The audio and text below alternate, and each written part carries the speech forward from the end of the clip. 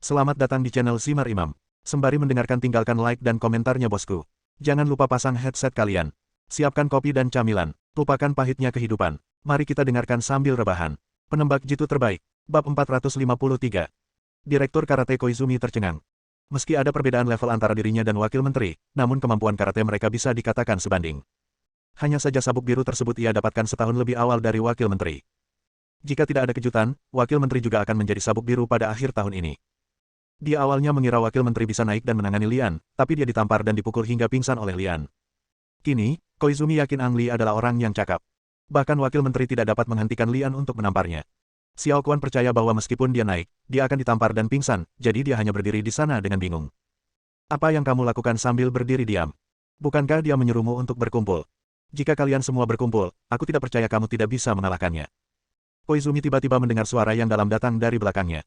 Dia menoleh ke belakang dan melihat bahwa suara itu ada di bawah pohon Musashi, dan mengangguk penuh semangat. Oke. Saya bukan tandingan Anda dalam situasi 1 lawan 1. Saya tidak percaya bahwa 100 orang tidak dapat mengalahkan Anda bahkan jika kita pergi bersama. Xiao Quan tiba-tiba menjadi percaya diri dan berteriak, semuanya, ayo. Lebih dari 100 orang pergi dan meraung dengan kekuatan yang luar biasa. Para penonton sangat ketakutan sehingga mereka semua mundur keluar pintu, takut orang-orang dari klub karate akan memukuli mereka juga. Sungguh tidak tahu malu memukul salah satu dari lebih dari 100 orang. Ya, untungnya, saya memilih klub taekwondo. Jika saya memilih klub karate, saya akan kehilangan muka meskipun saya menang. Mereka adalah babi pulau. Pernahkah Anda melihat babi pulau tampak tidak tahu malu? Banyak orang yang membicarakan hal ini, dan tidak ada gunanya mengecam babi di negara kepulauan tersebut. Dalam kompetisi pencaksilat, mereka sebenarnya ingin menang di antara orang-orang Eropa. Ketika Xiao Quan mendengar diskusi itu, wajahnya menjadi merah dan putih, dan dia berteriak, kalian dipanggil apa? Apakah kamu tuli? Tidakkah kamu mendengar bahwa dia menyuruh kita untuk berkumpul di awal? Jika seseorang memintamu untuk pergi bersama, kamu pergi bersama. Lalu mereka memintamu untuk pergi makan bersama. Cepat pergi. Koizumi berpura-pura tidak mendengarnya dan berteriak, pukul. Lebih dari 100 orang bergegas menuju Lian bersama-sama. Papa. Lian meletakkan tangan kirinya di belakang punggungnya dan mengayunkan tangan kanannya secepat kilat, membuat masing-masing tangan itu terbang. Ada lebih dari 100 orang di klub karate, dan pada akhirnya, hanya butuh lebih dari 1 menit untuk berbaring di tanah dan berguling-guling menutupi wajah mereka. Kekalahan total. Orang-orang terkejut. Lian memilih seluruh klub karate, dan dalam waktu kurang dari 2 menit, dia menamparkan mereka semua. Sapi besar. Seni bela diri macam apa ini? Sungguh menakjubkan. Chen Yong berbaur di tengah kerumunan, bukan karena dia tidak ingin maju, tapi karena Leo menahannya dan tidak berani maju. Tak seorang pun, termasuk Chen Yong, berani mempercayai kebenarannya sampai mereka melihat Lian mengalahkan lebih dari 100 anggota klub karate sendirian. Mendengar komentar orang-orang, Chen Yong segera mengangkat dadanya dan berteriak keras, ini adalah seni bela diri Tiongkok yang tak tertandingi di dunia. Metode menamparkan babi. Keajaiban menamparkan babi. Nama yang aneh. Menurutku itu cukup realistis. Tidakkah kamu melihat bahwa semua babi pulau itu ditampar? Tidak masalah aneh atau tidak, yang penting bermanfaat. Hei, di mana aku bisa mempelajari teknik menamparkan babi ini? Chen Yong mengambil kesempatan itu untuk berkhotbah, jika Anda ingin belajar seni menamparkan babi, pergilah ke sekolah seni bela diri Husi. Sekolah seni bela diri Husi mengajarkan seni bela diri Tiongkok yang paling otentik. Di mana sekolah seni bela diri Jenggot? Sekolah seni bela diri Jenggot ada di Huaguosheng. Saya adalah murid sekolah seni bela diri Jenggot, dan orang yang menamparkan babi di pulau itu adalah guru Li dari sekolah seni bela diri kita. Ternyata dia adalah master dari sekolah seni bela diri. Pantas saja dia begitu kuat.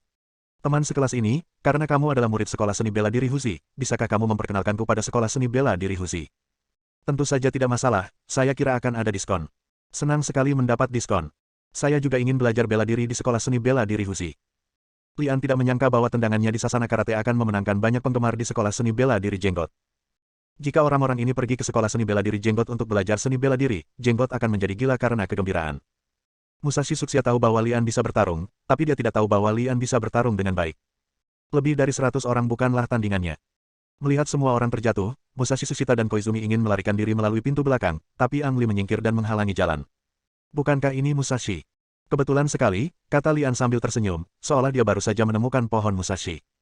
Kebetulan sekali, kebetulan sekali. Musashi memiliki senyuman kering di wajahnya, namun wajahnya sudah dipenuhi keringat. Ia takut Lian akan melampiaskan amarahnya pada dirinya sendiri dan menamparkan dirinya sendiri lagi seperti terakhir kali. Ditampar di depan banyak siswa, Musashi merasa lebih baik bunuh diri dengan pisau. Ini seharusnya menjadi kepala departemen karate. Lian melirik ke arah Koizumi. Xiao Quan gemetar dan tidak berani menjawab. Ang Li mengulurkan tangan dan menepuk bahu Musashi sambil tersenyum seperti seorang teman lama. Musashi, karena kamu mengenalnya, aku akan memberimu bantuan. Jual aku bantuan. Kapan kamu pernah memberiku wajah? Musashi mengerang diam-diam di dalam hatinya. Chen Yong, kemarilah. Lian berbalik dan berteriak. Kami datang. Chen Yong masuk dengan dukungan Leo. Dia mengangkat kepalanya dan mengusap dadanya sepanjang jalan. Rasanya enak sekali. Lian menunjuk ke arah Chen Yong dan berkata, lihat, teman sekelasku dipukuli oleh orang-orang dari klub karatemu. Dia harus membayar sejumlah biaya pengobatan, bukan? Musashi Suxia dan Koizumi memandang Chen Yong secara bersamaan. Chen Yong tampaknya terluka parah, tetapi bisakah dia lebih serius daripada lebih dari 100 orang ini? Selain itu, ada 7 pria di luar yang kakinya dipatahkan oleh Ang Li. Apa pengaruhnya terhadap biaya pengobatan orang-orang ini? Tentu saja mereka tidak berani menyebutkannya. Melihat Lian menyebut uang di bawah pohon Musashi, dia merasa lega, asalkan dia tidak menamparnya. Berapa banyak yang kamu inginkan? Aku bilang untuk memberimu wajah, ini sudah cukup. Lian mengulurkan 2 jari. 2.000. Xiao Kuan melihat jumlahnya tidak banyak dan langsung berteriak, aku akan mengambilkannya untukmu sekarang. Berhenti. Lian menghentikan Xiao Kuan, menggelengkan kepalanya dan berkata, kamu berkata terlalu sedikit. 20.000. Xiao Kuan terkejut. Dia masih bisa mendapatkan 2.000, tetapi 20.000 tampaknya sedikit di luar jangkauannya. Siapa tahu, Lian menggelengkan kepalanya lagi. 200.000. Xiao Kuan hampir kehabisan napas dan secara naluriah berkata, mengapa kamu tidak pergi dan mengambilnya? Lian perlahan mengangkat tangan kanannya dan berkata, saya orang yang paling adil. Jika Anda tidak ingin membayar biaya pengobatan, tidak apa-apa. Selama saya mengalahkan Anda seperti ini. Ketika Musashi melihat bahwa dia akan menamparnya, dia langsung berteriak, jangan tampar saya akan mengambil 200.000 yuan. Alangkah baiknya jika seperti ini tadi. Lian mengeluarkan ponsel Fruit 4 yang diberikan oleh suaminya dan meminta Musashi untuk mentransfer uang ke rekeningnya. Bab 454. Luka Chen Yong terlihat sangat serius, tapi kenyataannya semuanya adalah luka kulit. 200.000 Lian yang memintanya atas nama Chen Yong berkata bahwa dia tidak kekurangan uang dan tidak akan menerimanya. Dia ingin berterima kasih pada Lian sebelum terlambat. Lian juga tidak centil, dia sendiri yang menginginkan uang itu, tapi Chen Yong menyimpannya jika dia tidak menginginkannya. Lagi pula, ada banyak tempat di mana saya menggunakan uang saya, misalnya makan adalah pengeluaran yang besar. Karena diganggu seperti ini, Lian tidak sempat pergi ke asrama Elizabeth, jadi dia kembali ke kelas untuk mengikuti kelas. Berita tentang tantangan karate satu tangan Lian dengan cepat menyebar ke seluruh kampus. Hu Jing sekali lagi menerima tugas wawancara dari pemimpin redaksi surat kabar sekolah dan datang ke pintu kelas 17 selama waktu luangnya. Cium dia, cium dia, cium dia. Begitu Hu Jing tiba di depan pintu, dia mendengar teriakan seragam dari ruang kelas, dan kemudian dia melihat seorang gadis berambut pirang berdiri di depan Lian.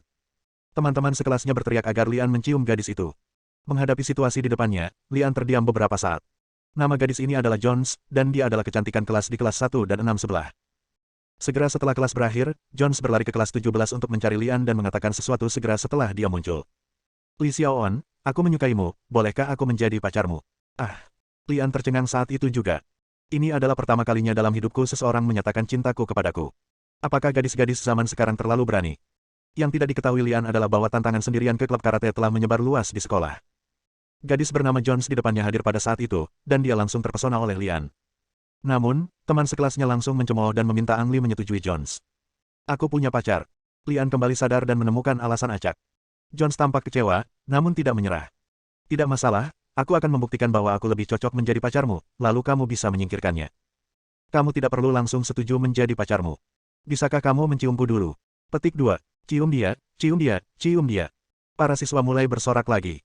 Bukankah gadis ini berkulit terlalu tebal? Lian berdiri di sana dengan bingung, matanya mengembara sambil memikirkan bagaimana cara keluar dari masalah, ketika dia melihat Hu Jing muncul di pintu. Ini sudah berakhir. Lian diam-diam berkata.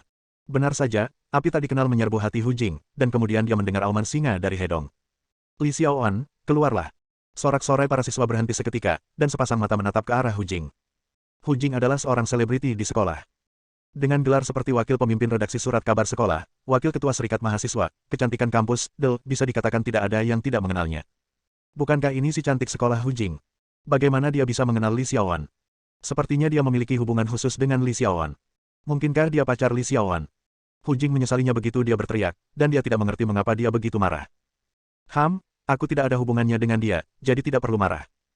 Hu Jing berkata dalam hatinya, dan kemudian diam-diam mengutuk bajingan bau. Li Xiaoan, aku ingin mewawancaraimu, bisakah kamu keluar sebentar? Suara Hu Jing menjadi lembut, mencoba menyelamatkan citranya. Semakin dia bersikap seperti ini, semakin banyak orang berspekulasi bahwa hubungan antara dia dan Li Xiaoan tidak biasa.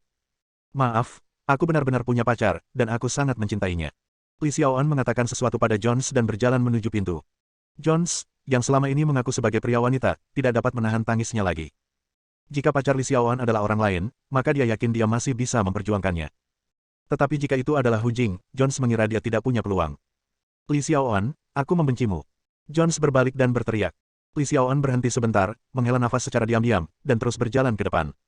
Ikuti aku. Hu Jing mengabaikan apa yang dipikirkan orang lain dan membawa Lian ke kantor surat kabar sekolah, yang sunyi dan sunyi. Setelah menutup pintu, Li Xiaoan berkata tanpa menunggu Hu Jing berbicara, aku benar-benar tidak ada hubungannya dengan gadis itu sekarang. Dialah yang datang untuk menyatakan cintanya kepadaku. Sejujurnya, ini pertama kalinya saya bertemu dengannya dan saya bahkan tidak tahu namanya. Oh, kamu tidak perlu menjelaskan kepadaku apa hubungannya denganmu, dan aku juga tidak peduli.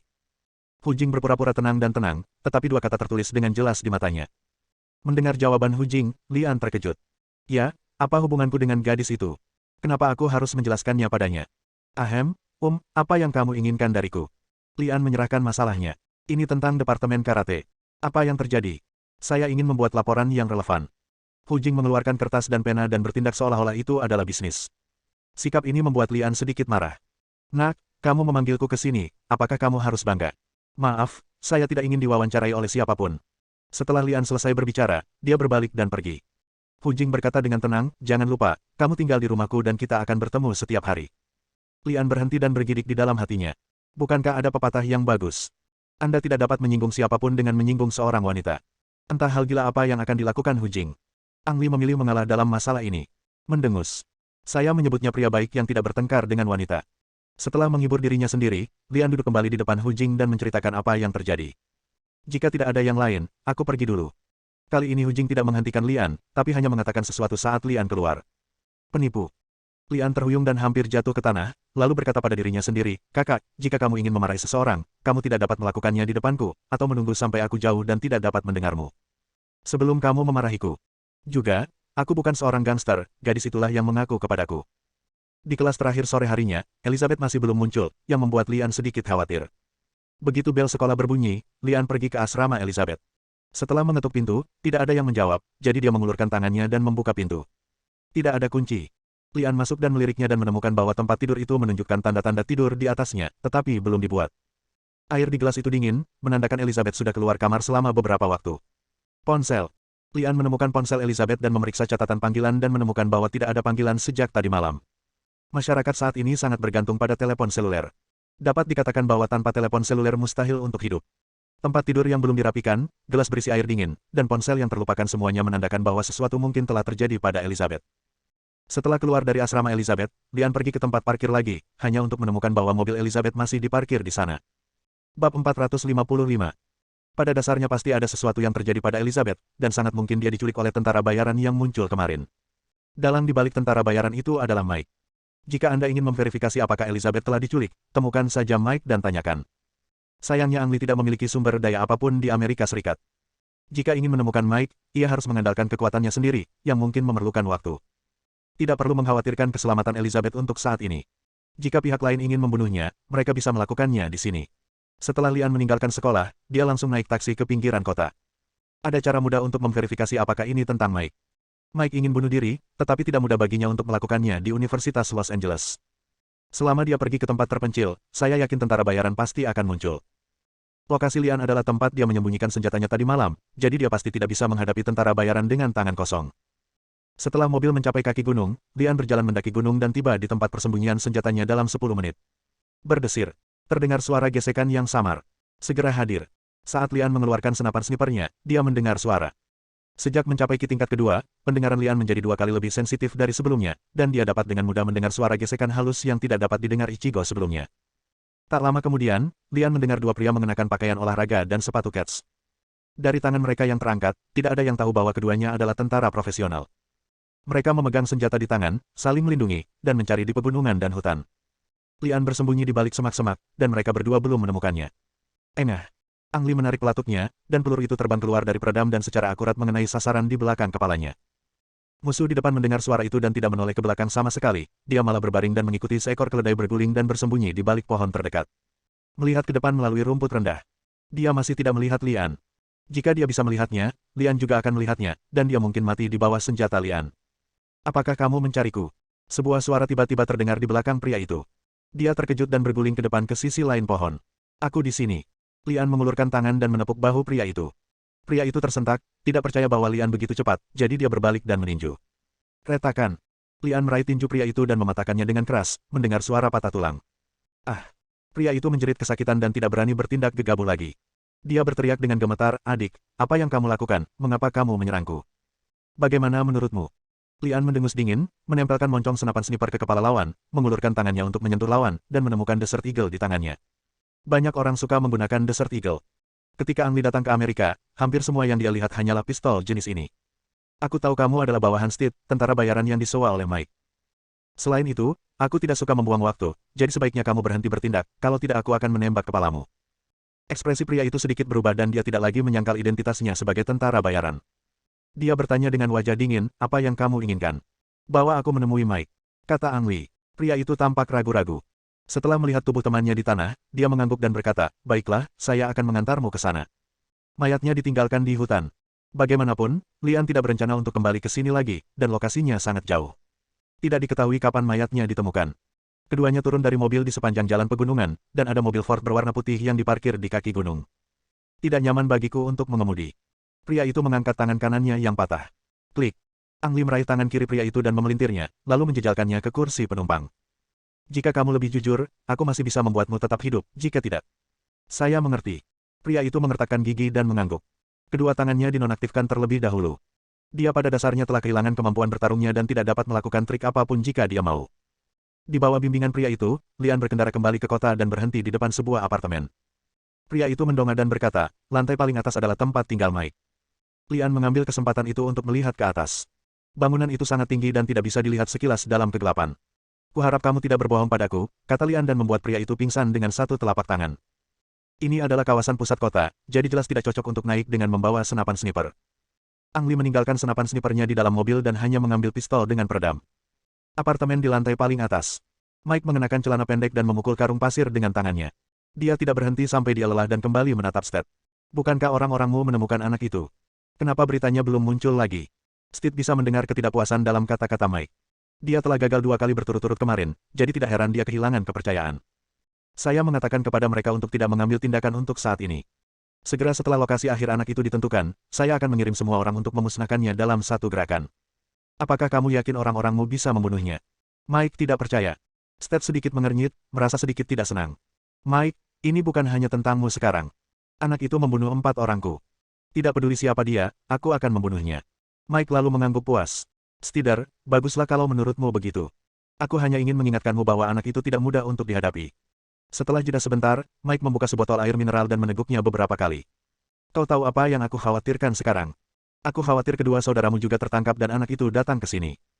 Steed mendengus dingin, "Mungkin kedua saudara laki-lakiku tidak bisa membunuh anak itu. Tapi, kalau sekedar trekking, sama sekali tidak ada masalah. Ambil langkah mundur. Bukankah lebih baik jika anak itu berani datang ke sini? Saya punya 10 saudara laki-laki di sini. Saya memiliki personel di pintu masuk utama di lantai bawah apartemen, di pintu masuk lift, di luar pintu, dan di dalam rumah, dan saya secara pribadi akan melindungi Anda. Jika saatnya tiba, aku akan membunuhnya di depanmu." Petik 2. Bang. Segera setelah Stead selesai berbicara, terdengar suara benturan keras. Pintu apartemen Stead hancur, dan tentara bayaran yang awalnya menjaga pintu itu terbang masuk dan jatuh ke tanah. Lalu, Lian muncul di depan semua orang.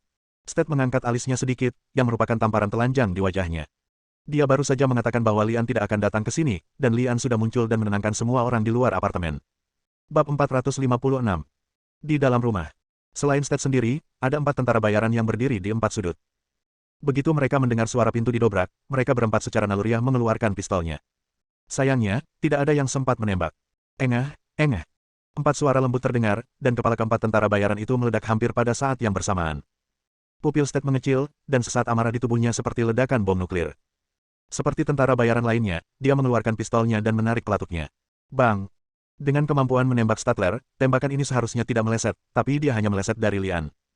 Ang Lee tidak secepat peluru, ia hanya perlu mewaspadai niat musuh dan mengambil tindakan terlebih dahulu. Bukan tidak mungkin bisa menghindari peluru seperti protagonis, The Matrix. Retakan. Ang Lee baru saja menghabiskan peluru terakhir di pistolnya, jadi dia hanya bisa melemparkan pistolnya ke arah Steady seperti anak panah, mengenai wajah Steady. Dahi Statler terkena cipratan darah di mana-mana, dan dia hampir pingsan. Sebelum sempat pulih, dia merasakan sakit di tangan kanannya, dan pistol yang dipegangnya menghilang. "Apakah kamu Stead?" kata Lian dengan ekspresi dingin. Stead akhirnya mendapatkan kembali ketenangannya, menatap Lian dan berkata, "Nak, tidak peduli siapa kamu telah membunuh begitu banyak saudaraku. Aku tidak akan pernah membiarkanmu pergi. Idiot, apa menurutmu aku akan membiarkanmu hidup?" Ang Li hanya ingin memastikan identitas Ted, dan tanpa banyak omong kosong, dia langsung menarik pelatuknya dan membunuh orang ini. Ketika Mike melihat moncong pistol bergerak ke arahnya, tubuhnya gemetar, dan aliran kehangatan mengalir dari sela-sela kakinya. Takut sampai kencing. Ang Li tidak menyangka pria sombong dan mendominasi ini menjadi begitu penakut dan berjalan menuju Mike dengan pistol di tangan. Namamu Li Xiaoan, kan? Saudaraku. Saudaraku, jika ada yang ingin kamu katakan, tolong beritahu aku. Jadilah itu. Saya punya uang, saya memberi Anda banyak uang, bagaimana kalau Anda membiarkan saya hidup? Petik 2. Mike berkata dengan gemetar. Setiap kali Lian melangkah maju, dia mundur selangkah dan tanpa sadar keluar ruangan dan menuju ke atap. Di mana Elizabeth? Lian melihat sekeliling dan menemukan bahwa Elizabeth tidak ada di sini. Elizabeth. Mike tampak sedikit terkejut, tapi kemudian dia kembali tenang. Menurutmu aku menculik Elizabeth? Itu benar. Kemarin saya memang mengirim orang untuk mengikuti dan menculik Elizabeth, tetapi orang yang saya kirimkan jatuh ke tangan Anda. Saya mengirim orang keluar lagi hari ini, tetapi mereka tidak menemukan Elizabeth. Petik 2. Bukankah Elizabeth diculik oleh Mike? Lian sedikit terkejut. Mengingat setiap detail sebelumnya, dia sangat yakin Elizabeth telah diculik. Saudaraku, percayalah pada kata-kataku. Saya bersumpah bahwa saya sebenarnya tidak menculik Elizabeth, dan saya tidak tahu di mana dia sekarang. Saudaraku, aku bisa memberimu uang, dan aku akan mengurus semuanya di sini, dan aku jamin aku tidak akan ada hubungannya denganmu. Bagaimana denganmu, biarkan aku hidup. Mike berkata dengan gemetar, dan terus mundur saat Ang Li mendekat. Lian melihat Mike tidak berbicara, dan masalah Elizabeth sebenarnya tidak ada hubungannya dengan dia. Jadi kemana Elizabeth pergi? Mike telah mundur ke tepi atap dan harus berhenti. Dia mengangkat tangannya ke udara dan berkata sambil meringis, saudaraku, ayo kita tentukan harganya. Berapa biayanya sebelum kamu bersedia melepaskanku? Mike, izinkan aku memberitahumu sebuah rahasia. Ang Li tiba-tiba berkata. Rahasia? Tidak, kamu tidak perlu memberitahuku. Aku tidak suka rahasia. Mike menggelengkan kepalanya dengan sangat bijak. Lian melanjutkan, saya tidak pernah suka menimbulkan masalah, tapi saya jelas bukan orang yang takut akan masalah. Jika seseorang memprovokasi saya dan ingin membunuh saya akan membunuhnya sebelum dia melakukannya. Mike tidak ingin mendengarnya tapi dia mendengar rahasianya, dan di saat yang sama dia mengerti maksud perkataan Lian. Tidak, kumohon. Bang. Suara tembakan membuyarkan perkataan Mike. Pelurunya tidak mengenai Mike, hanya terbang melewati telinganya. Namun karena Mike melakukan gerakan menghindar, dia kehilangan kendali atas tubuhnya dan terjatuh dari atap. Bang! Setelah sekian lama, terjadilah benturan dari bawah. Mustahil untuk bertahan hidup setelah jatuh dari ketinggian seperti itu. Sebelum pergi, Lian menghancurkan kamera pengintai di apartemen dan membakar lantai paling atas. Turun dari lantai atas, Lian menemukan tentara bayaran di dalam mobil telah melarikan diri. Dia tidak mengejarnya, mengetahui dalam hatinya bahwa tentara bayaran itu tidak akan pernah muncul lagi. Saat ia pergi, Ang Li melihat Mike terjatuh ke tanah dan meninggal secara tragis. Tak lama kemudian petugas pemadam kebakaran dan polisi tiba, dan setelah beberapa jam pertempuran, api akhirnya dapat dipadamkan. Orang yang menangani kasus ini adalah Hu Zun. Dia memeriksa setiap sudut, tetapi tidak menemukan petunjuk berguna. Dia hanya menyimpulkan bahwa sebagian besar korban adalah tentara bayaran profesional.